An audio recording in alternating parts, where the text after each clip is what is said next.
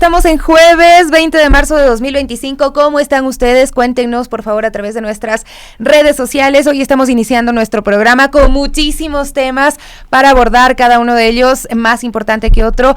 Pues aquí estamos siempre con esta dinámica, estas causas que consideramos justas, la defensa de los derechos humanos, la defensa de las mujeres, de las infancias, de las personas en vulnerabilidad, de los sectores en el mundo que están sufriendo también eventos tan fuertes como lo que ocurre, por ejemplo, en Palestina, en Gaza ahora mismo, ¿no? Pero vamos a hablar de esto un poquito más adelante. También vamos a repasar el informe oficial sobre lo ocurrido en Esmeraldas con este derrame petrolero, uno de los más graves de la historia de nuestro país y que hoy tiene a miles de personas afectadas. Veremos dónde podemos también hacer nuestras donaciones, si es que es nuestra intención también aportar de alguna otra forma, suplir esas ausencias, lastimosamente que el Estado está pues simplemente ausente, ¿no? Definitivamente vemos todas las necesidades que se están teniendo en estos sectores, así es que más adelante vamos a repasar esto.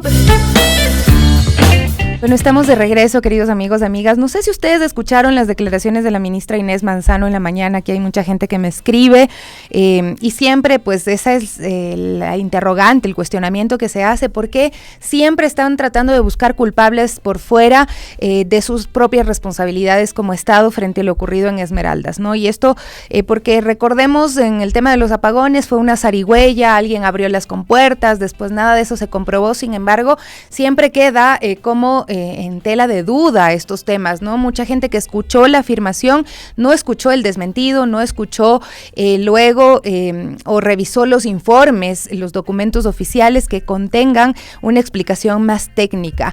Nosotros decíamos que tuvimos acá en los estudios de la radio a una técnica, una experta ambiental que nos decía que el gobierno, Petroecuador, deben explicar por qué estamos en el peor escenario posible en torno a este derrame y desastre ambiental, que el petróleo haya llegado al mar, más allá de la propia emergencia, de un hecho que pudo haber sido fortuito o que, bueno, no hubo de pronto la prevención o la actuación inmediata, se pudo haber frenado antes de que llegue al mar y que haga tanto daño y que mate 2 ríos. Hoy las imágenes de ver los pescaditos muertos, llenos de petróleo, miles de microorganismos destruidos dentro de estos hábitats, pues realmente ha sido muy doloroso. Y luego escucharle a la ministra pues hablar y mencionar de que se trata de un sabotaje e incluso pedir explicaciones al alcalde Pavel Muñoz, pues aduciendo que esto llega hasta Papayacta, y bueno, es que sus declaraciones en sí son confusas, pues nos da también para revisar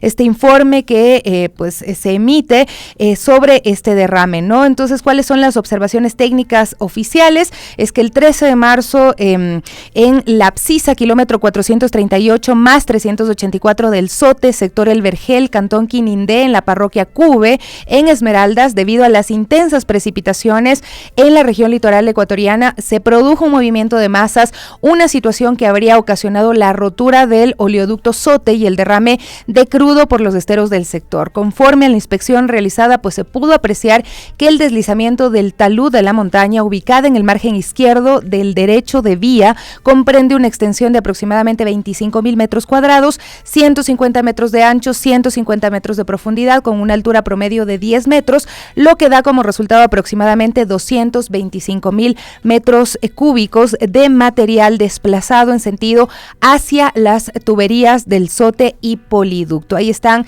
las imágenes precisamente, se muestra el área de este deslizamiento, verificadas las medidas de la posición final de los ductos respecto al diseño, se obtuvo como resultado un desplazamiento axial de los ductos hacia el margen derecho del derecho de vía de 9.6 metros aproximadamente respecto a su eje original, así como el levantamiento de estos por efecto del desplazamiento vertical ascendente, flujo de derritos, que así se llama, pues quedando los ductos a una altura aproximada de 8 metros sobre el material deslizado respecto a su cota original.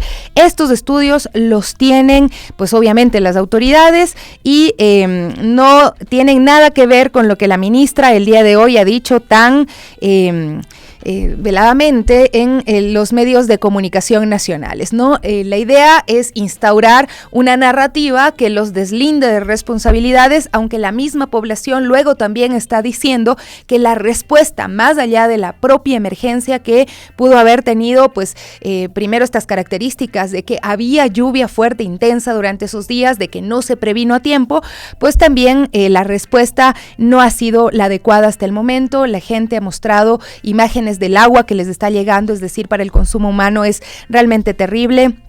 Y pues bueno, este estudio ya lo estamos detallando. Ha habido unas observaciones que hablan de que el SOTE incorpora un sistema de apagado automático que se activa en cuanto detecta variaciones de presión que a su vez son indicativos de posibles derrames de fluidos.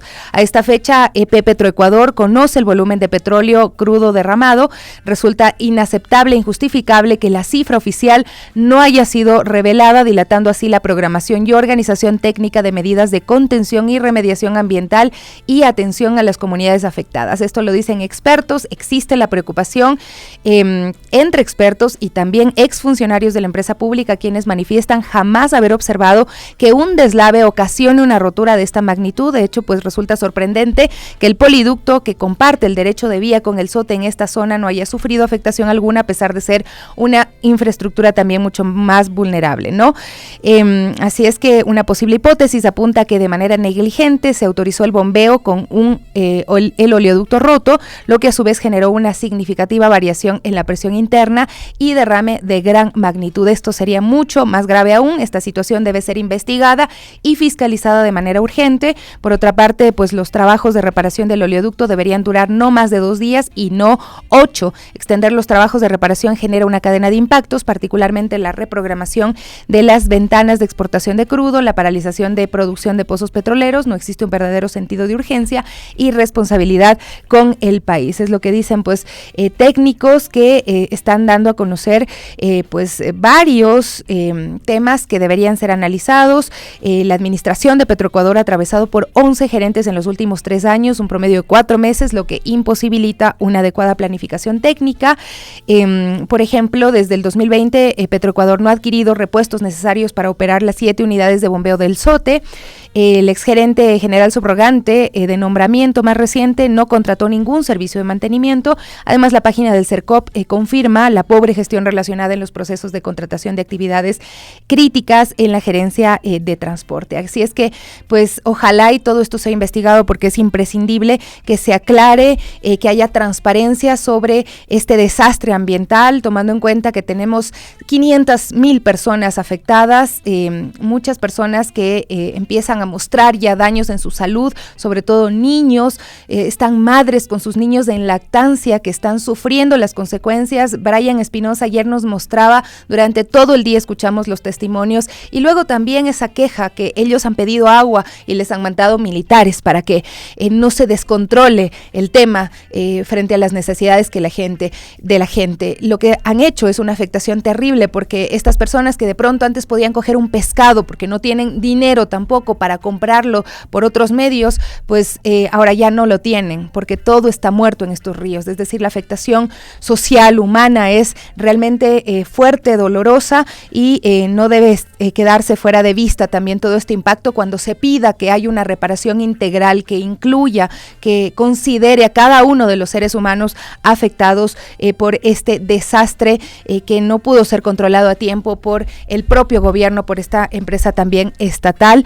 Y ahora escuchar las declaraciones de la ministra, la verdad es que causa, no sé, a mí realmente me espeluzna, porque esta necesidad de culpar al otro y no hacerse cargo, y esto quiere decir no voy a hacer lo suficiente porque como ha sido un sabotaje, entonces dejemos que pues la culpa le caiga a otra persona. Ojalá podamos conectarnos más adelante con la Secretaría también del Ambiente del municipio. Hemos estado haciendo el intento de poder conectar para tener también una apreciación sobre este tema. Bueno, vamos a hablar sobre otro caso también muy duro, muy doloroso. Ustedes deben haber visto las imágenes de lo que está pasando ahora mismo en Gaza, una reanudación de bombardeos israelíes sobre este territorio que ha dejado en pocas horas cientos de muertos, más de 400 la madrugada del martes.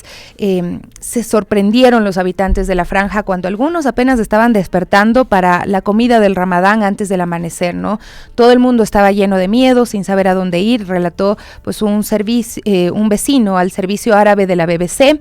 Los ataques de la aviación israelí alcanzaron prácticamente todas las ciudades de la franja, desde el norte hasta la ciudad de Gaza, de Ir al-Balá, Han Yunis, Rafa, el sur del territorio. Israel asegura que los bombardeos tenían como objetivo altos mandos de Hamas y el grupo miliciano islamista reconocido que Mahmoud Abu Wafa, el viceministro de Interior de Gaza y el funcionario de más alto rango de seguridad de la franja, murió en los bombardeos. Pero las bombas cayeron sobre edificios de zonas densamente pobladas, donde familias enteras dormían.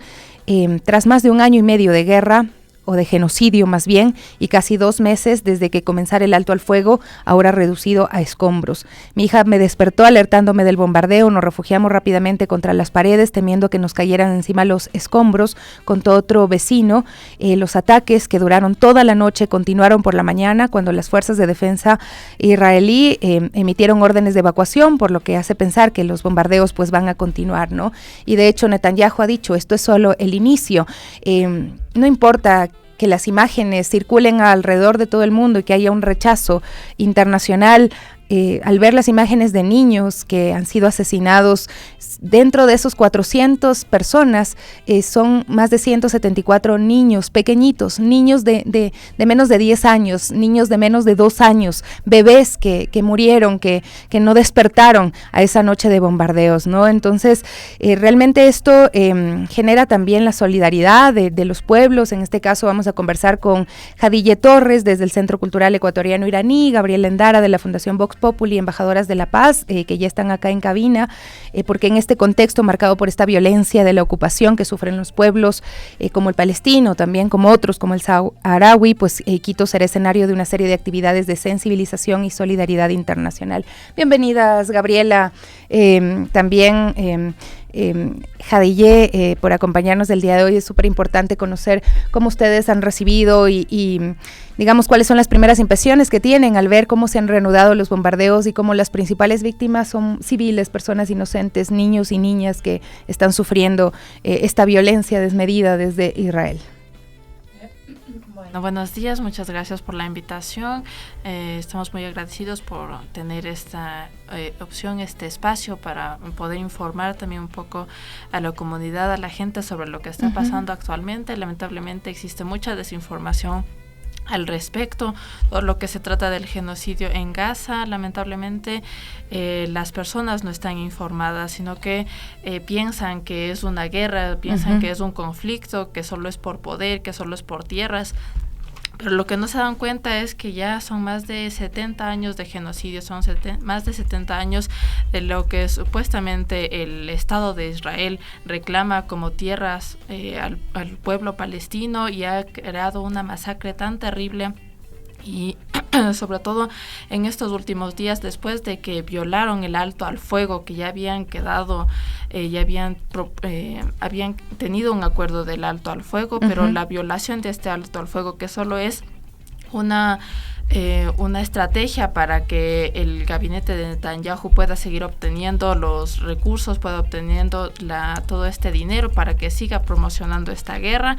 Entonces simplemente no les ha importado la vida ni de los palestinos ni de sus propios prisioneros israelíes, porque realmente un gobierno que le importa a su gente hubiese pensado 2 veces antes de violar este alto al fuego. Pero con todos estos ataques que hemos visto, que ya son más de 400 mártires, donde la mayoría, 2/3 de estos mártires son niños y mujeres, entonces nosotros podemos ver que realmente esta situación está bastante difícil y necesitamos que la gente se levante, necesitamos realmente que la gente comprenda un poco más para poder levantarnos y resistir ante este genocidio. Y frente a eso también, Gabriela, se han realizado acá algunas acciones o se plantean, bueno, se han venido realizando a lo largo de este más de año y medio, pero específicamente en esta semana, desde el 21, ¿qué tipo de acciones se van a dar y cuáles son, digamos, ¿Qué se espera motivar en la gente? A mí lo que me duele mucho es la indolencia, es ver que mucha gente, como bien decía Jadille, no está ni siquiera enterada, o que si ve imágenes las pasa por alto, como si no fueran seres humanos los que están muriendo, y especialmente niños y niñas. Muy de acuerdo con lo que tú mencionas, Sofi, y bueno, para nosotros es muy alarmante esta situación porque lo que vemos es que se está generalizando una cultura de violencia extremadamente fuerte, se justifica esto, y es así que distintas organizaciones sociales estamos realizando la Semana contra el Apartheid israelí, como tú muy bien lo mencionaste, inicia el 21 y termina el 30 de marzo de este año. Son actividades que invitamos a toda la ciudadanía que se puedan ir vinculando. Dentro de esta propuesta es también vincular un tema muy importante que es descolonizar Palestina y el Sáhara Occidental, es descolonizar el mundo también, porque estamos hablando de la importancia de derechos humanos, derecho a la vida, que es parte de todo el derecho internacional. Y para eso hay que descolonizar la mente, ¿no? Correcto. Cada uno de nosotros como seres individuales. Efectivamente, y dentro de esa muy linda agenda que se está planteando, iniciamos mañana, este viernes 21 de marzo, en conmemoración del Día Internacional de la Eliminación de la Discriminación Racial, izaremos las banderas palestina y saharaui como un símbolo de paz y unidad. El próximo jueves 27 de marzo, de 6 de la tarde a 8 de la noche, realizaremos un webinario para que cada uno de ustedes puedan conectarse. El temario del mismo se denomina Marruecos e Israel, la lógica de la ocupación y el expolio. Esto es a través del Zoom, es totalmente gratuito para que ustedes puedan seguirnos. El sábado 29 realizaremos un cineforo y coloquio justamente recogiendo cada una de las películas y propuestas sobre el tema de Palestina y las propuestas de cultura de paz. Esto se realizará justamente en el Centro Cultural Ecuatoriano Iraní, que está ubicado en La Mañosca y Pasaje Algomedo, en esquina. El próximo domingo 30 tenemos 3 actividades maravillosas en las cuales queremos invitar a todos ustedes a la Cruz del Papa para que puedan unirse todas las familias ecuatorianas y también personas de distintos lugares que están viviendo aquí en el Ecuador. Estamos conmemorando el Día Internacional del Al-Quds, que es un acto artístico-cultural. Creemos muchísimo que la cultura, que el arte también transforma vidas y cambia esa mentalidad de violencia que tienen varias personas. El tema es un olivo para Palestina. Esto será en el Parque La Carolina, en la Cruz del Papa. En ese mismo día, nosotros estamos celebrando el Día Internacional de la Tierra Palestina, donde entregaremos arupos en el Parque de la Carolina. El arupo es un árbol ecuatoriano que es pariente del olivo y tiene un fruto similar a la aceituna. Es también un símbolo de paz que queremos vincular a esto, toda la propuesta de recuperar la naturaleza, esa protección ambiental. Adicionalmente, se hará el lanzamiento nacional e internacional de un afiche con orden de detención de Benjamín Netanyahu, que será emitida por la Corte Penal Internacional. Estas actividades también están detrás de todo esto, cerca de 35 organizaciones sociales, asociaciones, como por ejemplo la Alianza Latinoamericana de Palestina contra el Apartheid, la Asociación Ecuatoriana de Amistad con el Pueblo Saharaui, el Centro de Documentación de Derechos Humanos Segundo Montes Mozo, está también el Comité Unitario de Solidaridad del Ecuador contra Palestina, Embajadores de Paz, Fundación Vox Populi, entre otros. Eso es importante, ¿no? Que hay muchas organizaciones, sobre todo de la sociedad civil, que se están uniendo, ¿no? Khadijeh, pues hablábamos de lo que ocurre en Palestina y el Sahara Occidental, pero hay que tratar de definirle y explicarle a la ciudadanía qué es un régimen de apartheid, qué elementos pues lo evidencian. Bueno, lo que es el régimen de apartheid, o bueno, en este caso hablamos del régimen sionista, es un régimen, un sistema que se centra obviamente totalmente en ellos, en lograr sus objetivos a cualquier costo, sea con las vidas humanas, sea con el costo económico, simplemente por lograr, ¿no? Y es totalmente erradicar una población para poder ellos asentarse y lograr sus objetivos. Y eso pues implica todo lo que estamos viendo en este momento, pero América Latina, ¿cuál sería el rol de América Latina y en particular también del Ecuador en la defensa de estos pueblos, Gabriela?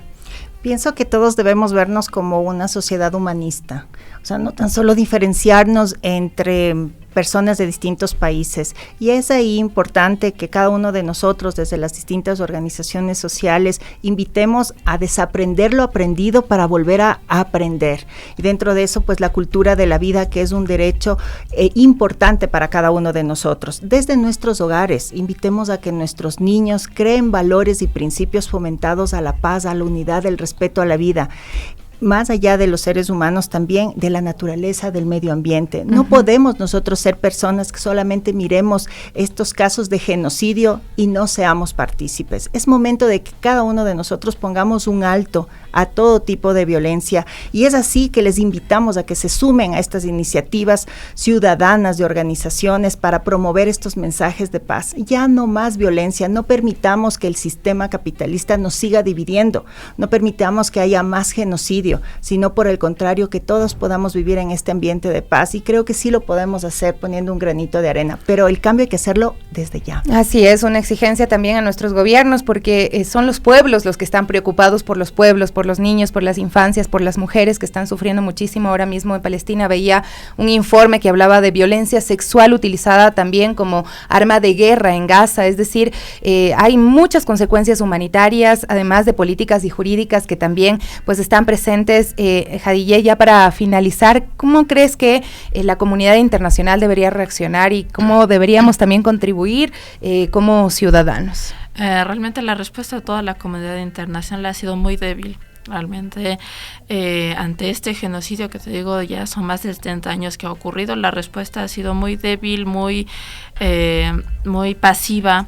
Desde el primer momento en que permitieron que Palestina sea dividida y se convierta en una parte en Estado de Israel y una parte supuestamente quede para los propios palestinos, ya es una gran señal de que la comunidad internacional no le importa la humanidad, no le importa los pueblos, no le importa todo lo que está sucediendo. Entonces realmente en todos estos años, sobre todo desde el 7 de octubre que fue la operación de Tormenta Al-Aqsa, y desde ese momento hasta ahora hay más de 45,000 palestinos que se han martirizado, y aún así no hemos recibido una respuesta, no hemos recibido que los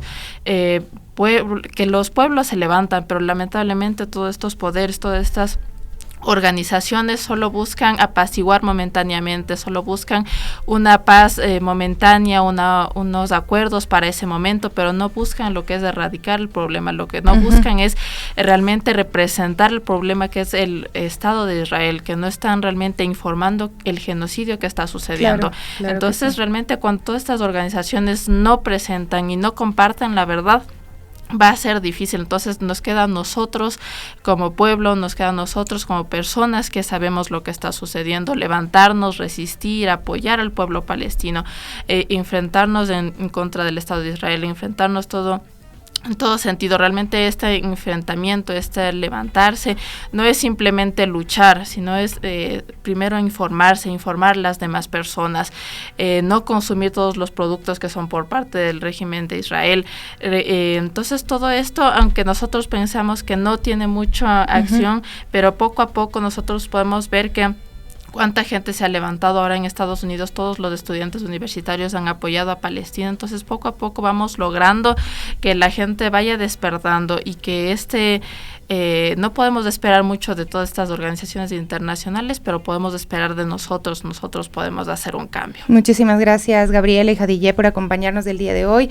La Semana Internacional contra el Apartheid empieza el 21, es decir, mañana, y recordemos que el domingo 30 de marzo, un olivo para Palestina, también un acto artístico, cultural, desde las 9 horas, en la Cruz del Papa, en el Parque de la Carolina, ¿no?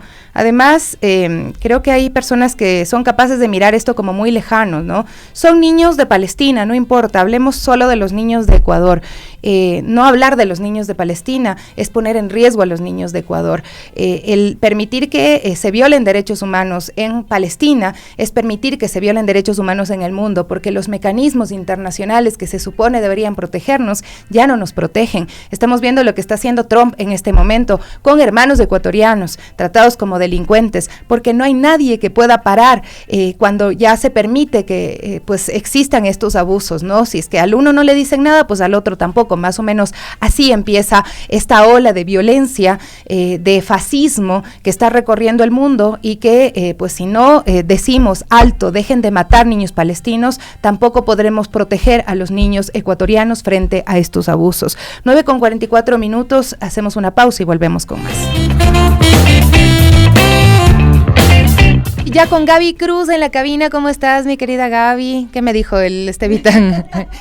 El retorno, dice, para que por favor entremos justo, estos chicos ahí nos ponen en regla, pero está bien, está bien. Estamos haciendo cambios, disculpe, por favor. Sí, realmente todavía nos estamos acoplando a este cambio de nuestra linda cabina. Buen día, amigos y amigas de las Guarmis, mi Sofi, pero sí, siempre nosotros aquí junto a ustedes, llevándoles toda la información de primera. Así es, y bueno, hoy vamos a poner la mirada en la provincia de Imbabura, un territorio diverso, profundamente marcado por una riqueza cultural de sus pueblos y nacionalidades, pero también un espacio donde las mujeres siguen enfrentando desafíos históricos, la desigualdad, la violencia, la discriminación que limitan derechos y su participación plena en la sociedad. Y para hablar de estos temas, de estos retos y de la participación política de las mujeres y del trabajo que se impulsa desde la viceprefectura de Imbabura, pues ya nos acompaña la viceprefecta Paulina Bercutere para hablar, ¿no?, de esto, y además que ella es una de las voces referentes en la defensa de los derechos de las mujeres y de los pueblos indígenas.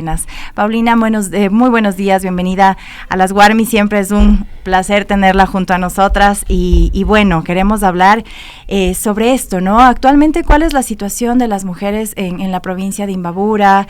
¿Qué retos siguen enfrentando? Ya hemos hablado también acerca de estos temas de aquí en este espacio, pero conocer un poco cómo está la situación actual. Buenos días. Así es, Alipunya, buenos días con todos. Primero, decirles gracias por abrirme este espacio. Creo que no solamente para mí, sino para muchas compañeras que llevamos adelante política pública y también desde el activismo de los derechos humanos, de las mujeres, es muy complejo colocar nuestra voz en un panorama y en un contexto político tan complejo como el nuestro, cuando el país se cae a pedazos con lo que está pasando en la hermana provincia de Esmeraldas, con los temas de coyuntura política nacional que no dan tregua, cada día hay un escándalo más, y creo que en ese contexto resulta tan complejo, resulta tan complicado que nuestros temas, los temas de la comunidad, un tema tan importante como es erradicar todas las formas de violencia para la mitad de la población, sigan siendo un problema de atención nacional y sigan siendo un problema que merece el ojo público. Siempre estamos batallando por aquello, entonces yo quiero saludar este espacio porque este espacio es el que nos permite seguir politizando las acciones que vamos llevando adelante las mujeres organizadas en todo el Ecuador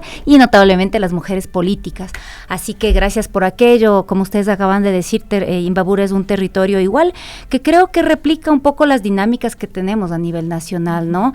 Donde se dan pues altos niveles de violencia. Lamentablemente nosotras, siendo una provincia poblacionalmente y proporcionalmente pequeña en términos poblacionales y territoriales, estamos en un quinto lugar, ¿no? Cuando somos 23 provincias, Imbabura está a nivel nacional, según los datos de la última encuesta, en un quinto lugar, ¿no?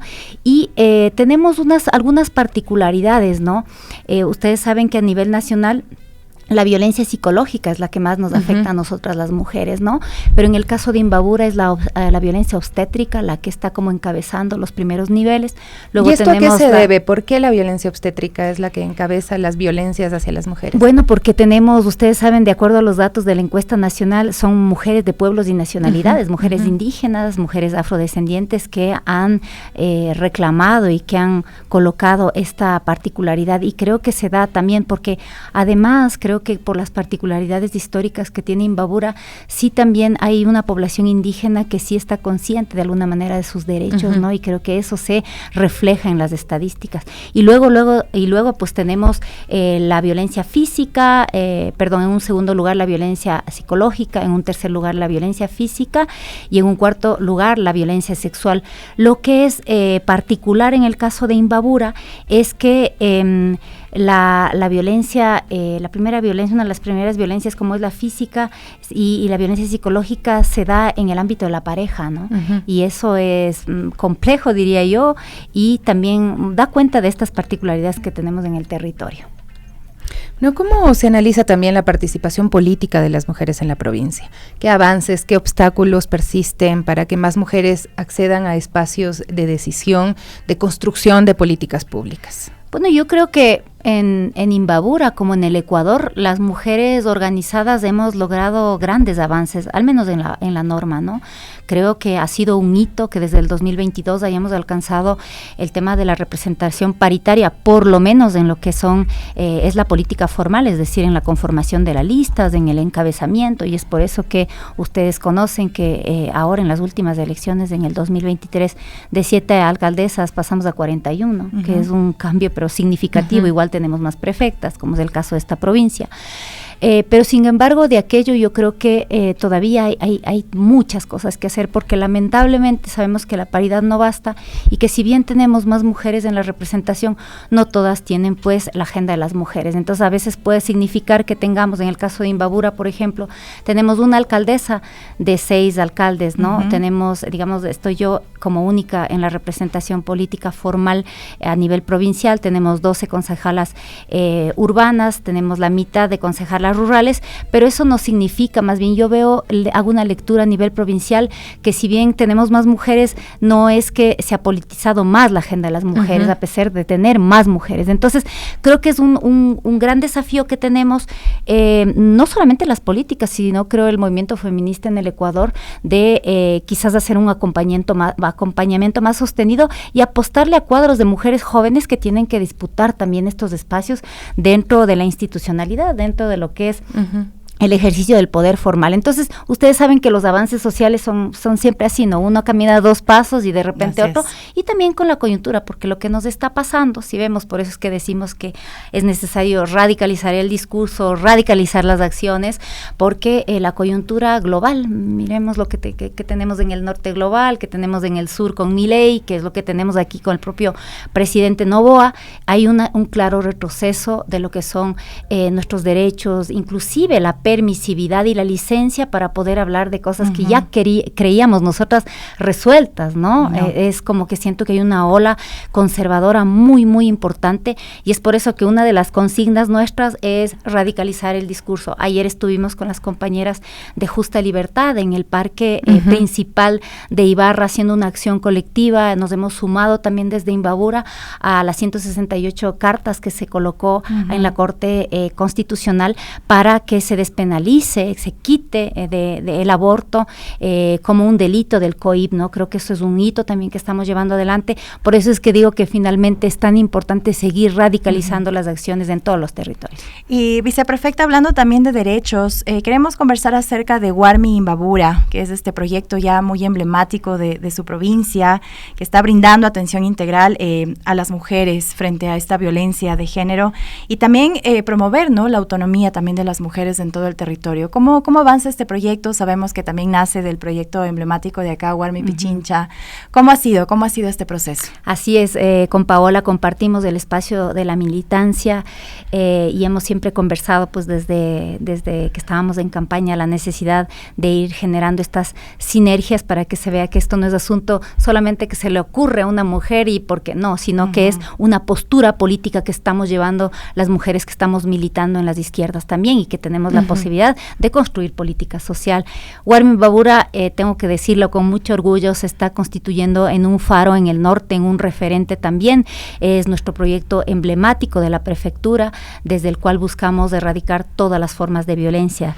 Nosotros tenemos una dirección de género y derechos humanos desde donde nace el proyecto Warmi Imbabura, que tiene 4 ejes de acción: los centros Warmi, Yancanahuasi, que es el acompañamiento a emprendimientos a mujeres sobrevivientes de violencia, Guagua Imbabura, que es el proyecto de desnutrición, donde trabajamos todo lo que es prevención y también visibilización de la economía del cuidado por parte de las mujeres, y el cuarto, que es Hambi Imbabura, que es nuestra atención con nuestras unidades médicas que vamos por toda la provincia con enfoque plurinacional. Tenemos unidades médicas, pero digamos, ¿cuál es nuestra innovación en esta política pública? Es que buscamos responder a las particularidades culturales de las personas en la provincia de Imbabura, y hay que decirlo así, en el 2024 cerramos con 4.900 atenciones médicas, de las cuales el 70% han sido destinadas a mujeres, ¿no? Entonces es el grueso, mujeres en la edad, en edad reproductiva, que llevan a sus hijos, a sus hijas, y eso nos permite también también asentar esta prioridad que estamos estamos dando, porque ustedes saben que no es fácil trabajar con violencia ni aquí ni en cualquier lugar en el mundo. Entonces siempre tenemos estas cuestiones, pero ¿por qué siguen solo hablando las mujeres? Pero porque primero porque somos la mitad de la población y segunda porque hay una agenda que cumplir. Así es, y además es un enfrentarse a esta violencia estructural que también viene desde los estados, ¿no? Cuando cortan presupuestos, cuando te dicen no priorices, cuando hay crisis siempre dicen, bueno, recortemos los temas sociales, ¿no? Como si no se afectara la vida de las personas, ¿no? Y en este caso, con ese enfoque intercultural también, entiendo que este Guarmi tiene otras líneas de acción, ¿no? ¿Cómo ha impactado también a la vida de las mujeres indígenas, rurales, este Guarmi y estos ejes de acción que usted nos ha mencionado? ¿Cuáles son los resultados que se ha tenido en cada uno de estos espacios? Así es, primero hay que decir que nosotros los quichuas en la provincia de Imbabura somos casi el 30% según la última encuesta nacional. Entonces existe como unas particularidades que hay que tender desde la política pública, ¿no? Y es así que en nuestros 4 ejes de atención estamos mirando cómo responder a estas, vuelvo a decir, a esta caracterización del territorio.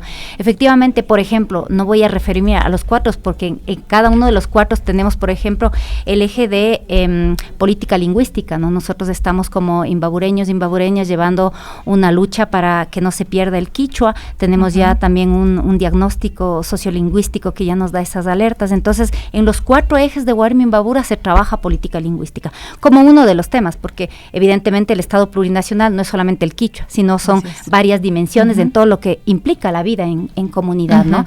Pero, por ejemplo, para referirme a lo que hacemos en atención a sobrevivientes de violencias, nosotros hemos detectado que la oferta que hay desde el Estado es muy pobre, es muy limitada para trabajar procesos de sanación y procesos de reparación con las víctimas. Entonces ahí lo que estamos haciendo es incorporar estos ejes en clave plurinacional, es decir, si una sobreviviente quichua hablante, primero es atendida en nuestra lengua, en el territorio, segundo puede acceder a lo que es la atención psicológica, pero también la sanación ancestral, ¿no? Y también estamos incorporando ya desde 2025 el trabajo con el cuerpo, es decir, con fisio y con trabajo con las energías también, porque de esa manera estamos entendiendo cómo se concibe la salud mental, el bienestar emocional, psicológico y espiritual como un total integral en nuestros territorios, ¿no? Creo que ese es uno de los aportes que estamos haciendo desde Guarmi Imbabura. Así es. Y viceprefecta, sabemos que también están trabajando en una primera encuesta provincial de violencia de género en su provincia, en Imbabura.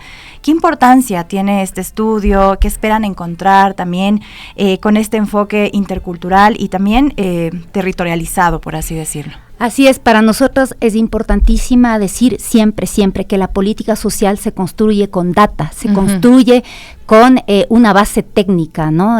Ya pasamos de una política quizás caritativa o de buenas intenciones, como le vemos a la primera dama, pues eso no es política social. Nosotras las que creemos en el Estado, que hay que trabajar de esa manera la política social, y para eso tenemos que tener data. Le hemos apostado para este 2025 realizar una encuesta, creo que va a ser la primera a nivel nacional con estas características. Tenemos por un lado una muestra importantísima, son más de 2.500 muestras en todo el territorio, en los 6 cantones, en las 36 parroquias. Tenemos la mitad de las encuestadoras que son bilingües, son quichua hablantes, para poder asegurar la calidad y la fidelidad de lo que están diciendo, sobre todo las mujeres. ¿Y por qué hago un énfasis en las mujeres quichuas y en el término del bilingüismo? Porque tenemos un dato que es muy preocupante, que casi el 50% de los femicidios que hemos tenido desde el 2023, que estamos monitoreando como Guarmi y acompañando, son en territorios indígenas, son perpetrados en los cuerpos de las mujeres indígenas. Entonces hay que tener una atención en aquello. Muy orgullosa de eso, estamos ya en pleno. Para junio vamos a tener los resultados, vamos a medir violencia política, vamos a medir también cómo está la percepción ciudadana en torno al aborto en esta nueva tercera causal que hemos alcanzado las mujeres ecuatorianas. Vamos a medir igual violencia obstétrica, vamos a tener como todas estas condiciones para saber qué está pasando específicamente en nuestra provincia y desde ahí tomar las decisiones en política pública.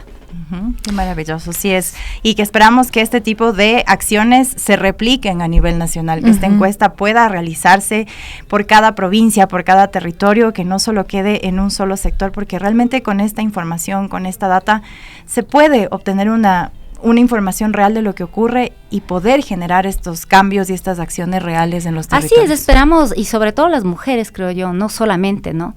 Pero las que tenemos la agenda, creo que es importantísimo que vayamos generando estos estándares, esta información muy técnica, ¿no? Porque de esa manera se puede también elevar el discurso a nivel nacional y ir concretando también esto que no, vuelvo a decir, que no es la intención de una feminista que pasa por el Estado, sino que es la obligación estatal y es el estándar de la política pública en el estándar, en el Estado ecuatoriano. Y me permito decir eso porque hemos escuchado a ministras de Estado que nos vienen a contar invenciones respecto a la ideología de género. La ideología de género no existe. Lo que existe es el enfoque de género, que es un estándar de la política pública del Estado ecuatoriano y que está, digamos, en concordancia con todos los instrumentos internacionales que hemos firmado como Ecuador y en el mundo, ¿no? Entonces, de repente sí hay que volverlo a decir, porque hasta parecería canción que uno lo vuelva a decir, pero hay que volverlo a decir, porque si no tenemos este tipo de, digamos, de discursos violentos porque desaciertos terribles de personas que están asumiendo funciones tan importantes como ser ministro de Estado, que nos llevan 20 años atrás, que decimos, ¿qué está pasando? ¿Hacia dónde hemos caminado? Entonces hay que volver a decir las cosas y creo que es importante también apoyarnos en la academia, es importante tener data, es importante, creo que ahí fortalecer mucho también nuestro discurso. Y Paulina, yo veo súper importante mencionar esto porque parecería que sintieran las autoridades que sus discursos no tienen consecuencias. Y estamos ayer hablando de un chico de 16 años que se suicidó, se quitó la vida tras sufrir bullying homofóbico por parte de sus compañeros y de sus docentes y de los docentes de la institución educativa. Entonces, la homofobia mata, estos discursos violentos son lo que son y tienen consecuencias fuertes. Usted decía, cada vez hay este intento del fascismo, del racismo, del machismo, de seguir pues disputando esos espacios. Hay un estudio que muestra que el 50% de los mensajes en la red social X sobre feminismo son negativos.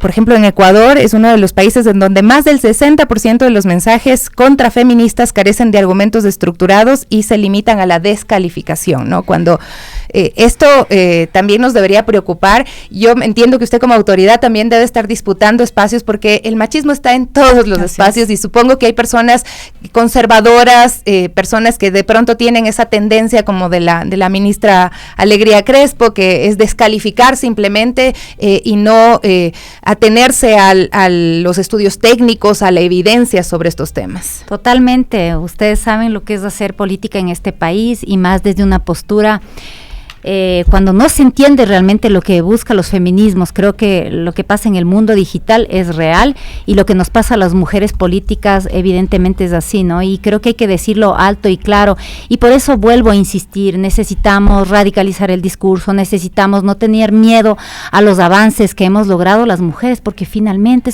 estas son conquistas que nosotras tenemos, históricas, y que hemos podido permear el Estado, y creo que es importante cada vez pues irlas posicionando más. Lo que me pasa a mí, estoy segura que les pasa a muchas compañeras.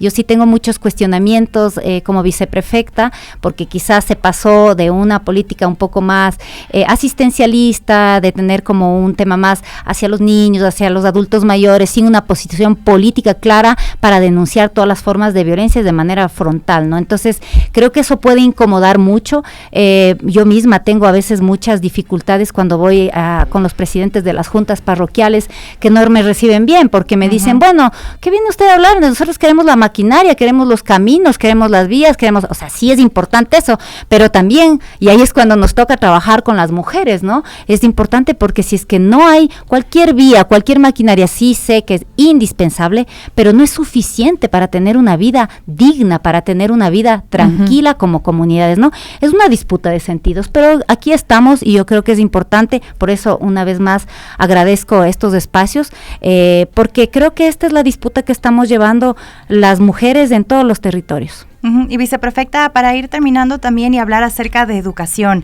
sabemos que ustedes también le apuestan mucho al tema de educación. ¿Qué nos puede contar sobre los próximos proyectos? Sabemos que vienen, por ejemplo, cursos vacacionales o también otro tipo de espacios que aportan a esta revitalización cultural, también la prevención de violencias, de lo que estamos hablando. ¿Qué se viene en temas de educación para Imbabura? Bueno, nosotros tenemos varios hitos. Vamos a tener una publicación hermosísima sobre el trabajo de partería. Hicimos un encuentro nacional hace pocos meses, vamos a sistematizar, va a ser una edición bilingüe, vamos a tener también, como les digo, una ampliación en nuestra atención alrededor de todo lo que es sanación, trabajo con el cuerpo, seguir con nuestros centros WARMIS, ampliar el tema también de lo que es la salud con enfoque plurinacional. Pero algo que yo quisiera aquí sí colocar, y creo que esa era más bien la intención de tener este espacio, quería contarles lo que vamos a hacer el día de mañana. Mañana es el equinoccio, ustedes saben. Sí, para nosotros, para los pueblos del norte, es el inicio del año andino, ¿no? Y también es el inicio del tiempo femenino, porque desde aquí hasta junio que es Inti Raymi, es el tiempo ya masculino. Entonces mañana es un día muy importante y en este mes de las mujeres hemos realizado algunas actividades alrededor de lo que es el cuidado, el autocuidado. Hemos tenido ya 2 actividades. La primera, el 8 de marzo, tuvimos más de 800 atenciones, casi 400 mujeres atendidas.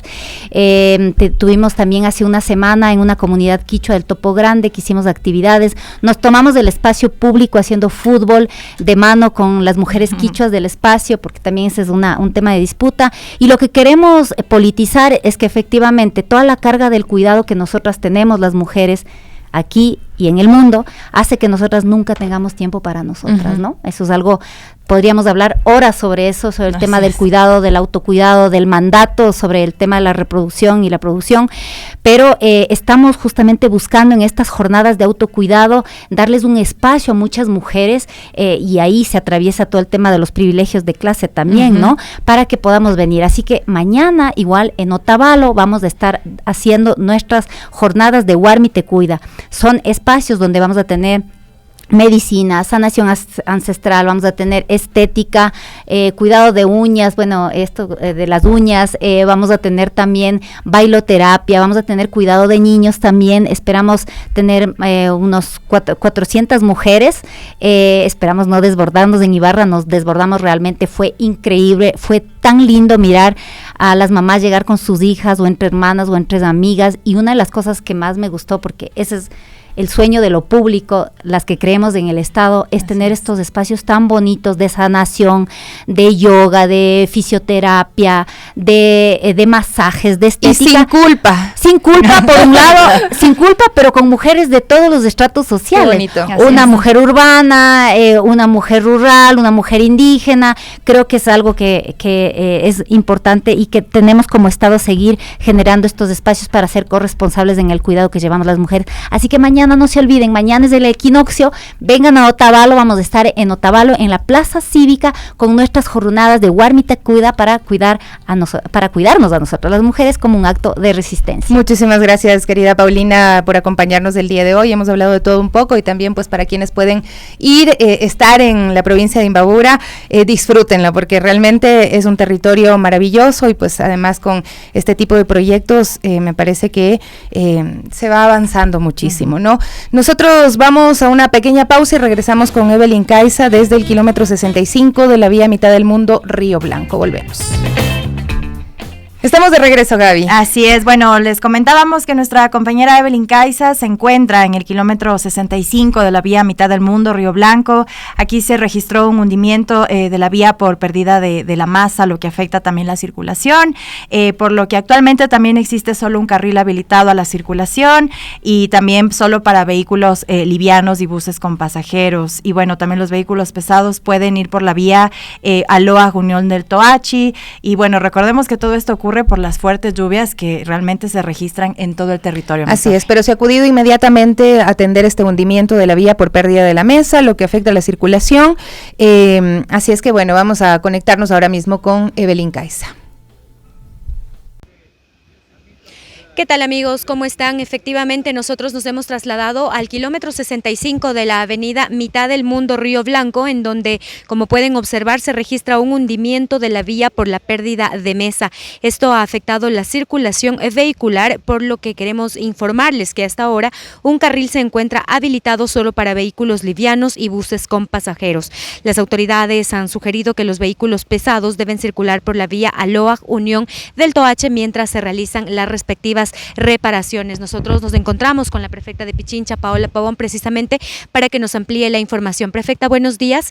Desde horas de la noche de ayer se registró la noticia de que la vía estaba cerrada, sin embargo ahora está habilitada, pero con varias precauciones y restricciones por este accidente. El día de ayer en la zona del noroccidente de Pichincha hubo una fuerte precipitación, mucha lluvia. Esto hizo que toda la vía se vea afectada, más de 8 puntos de deslizamiento, caída de árboles. Tuvimos un deslizamiento más fuerte en el kilómetro 61 y lo más grave, el hundimiento de la vía en el kilómetro 65. Este hundimiento se produce porque cayó mucha cantidad de lluvia y palizada, taponó una alcantarilla y lastimosamente se produjo este hundimiento. Vamos a hacer un trabajo desde el día de hoy. Este trabajo va a ser momentáneo para el invierno. Una vez que termine el invierno vamos a proceder al trabajo, digamos, a la solución definitiva. Esta solución definitiva meritará estudio, contratación de la obra, eso será un poquito más largo, pero esperamos hasta el día lunes este hundimiento tenerlo resuelto. Por lo pronto, solicitamos de forma muy comedida al transporte pesado que pueda utilizar la vía Aloag Unión del Toachi. Como ven, esta vía solo tiene 2 carriles, un carril está tomado por el hundimiento, vamos a tener tráfico controlado, va a haber maquinaria, hay personal de la prefectura que está trabajando, así que nuestro pedido de comprensión al transporte pesado que puede utilizar la vía Aloag Unión del Toachi, que está habilitada hasta el día lunes, que esperamos terminen los trabajos. Estos serán los trabajos temporales, ¿no?, que se tendrá por el momento debido a las fuertes lluvias. ¿En qué consiste este trabajo temporal? El trabajo temporal consiste en la limpieza de las 2 alcantarillas que están aquí. Vamos a tratar de ver cómo está evacuando el agua y obviamente el relleno. Este será un relleno y después colocaremos material para que los vehículos puedan transitar de forma tranquila y de forma segura. Repito, esta es una salida transitoria mientras dura el invierno.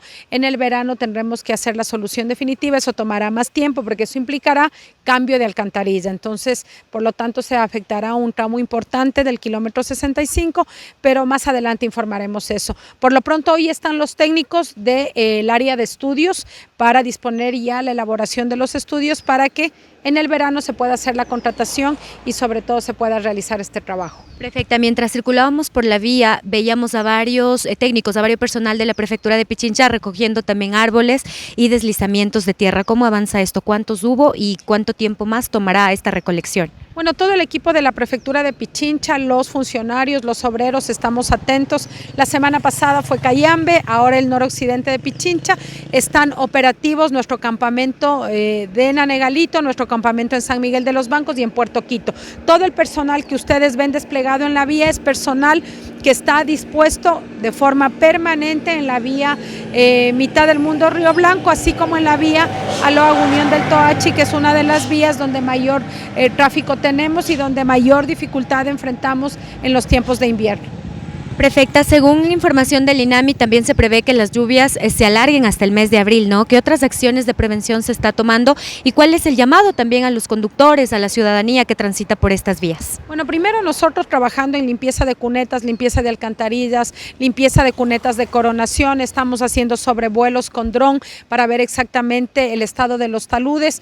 Asistencia permanente, como siempre digo, no podemos controlar la naturaleza, pero sí podemos controlar nuestra respuesta, como lo que sucedió ayer. Esto se suscitó en horas de la noche, a medianoche ya estuvo nuestro personal tomando las salvaguardas del caso, ayudando en las tareas de auxilio. Una persona enfrentó dificultades. Dando gracias a Dios salió todo bien, no tenemos nada que lamentar, no hay pérdidas humanas, pero nuestro personal está aquí desde las 12 de la noche, es decir, estamos activos como siempre lo hace la prefectura en momentos duros, en momentos difíciles en estos inviernos. Perfecto, no queremos cerrar el reporte sin antes consultarle también cómo avanza la situación en Cayambe, ¿no? En Olmedo y en Cangagua. ¿Qué avances ha habido? ¿Cómo se encuentra por ahí este tema de las lluvias también? Bueno, nuestros equipos siguen en las dos parroquias, nuestros equipos de vialidad están presentes. Ustedes saben que uno de las mayores afectaciones de estos deslaves se produjeron en el área vial. En la parroquia de Olmedo casi 13 kilómetros, en la parroquia de Cangagua son casi 40 kilómetros, así que nuestros equipos siguen trabajando de forma permanente.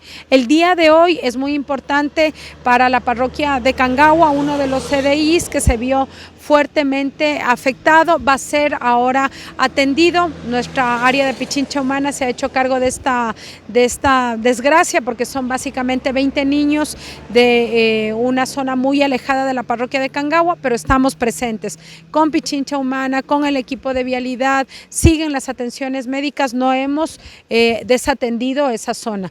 Estamos distribuidos, eso sí, más carga de trabajo, menos horas de sueño, más actividad, terminamos muy tarde, empezamos muy temprano, pero estamos con nuestra gente enfrentando este invierno, no están solos.